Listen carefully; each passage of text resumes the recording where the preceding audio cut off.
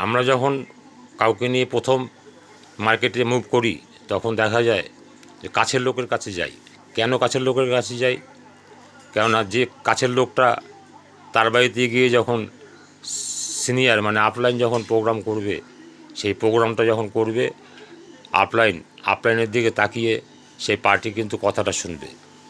এবার যে নিয়ে গেছে সে যদি অচেনা হয়, কম চেনা হয়, তাহলে সে এদিক ওদিক চাইবে, আর ওই পার্টির কিন্তু মনটা তার দিকে যাবে এদিক ওদিক চাইলে পর।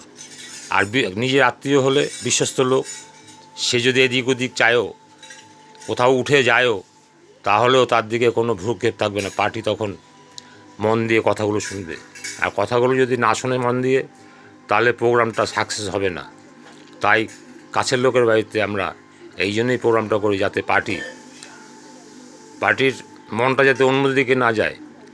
অচেনা লোক হলেই তার দিকে মন যাবে, যে সে কী দেখছে, কোন দিকে তাকাচ্ছে, কী করছে, কোনো ক্ষতি করবে না তো। এই মনোবৃত্তি যদি থাকে পার্টি তাহলে প্রোগ্রামটা শুনবে না মন দিয়ে।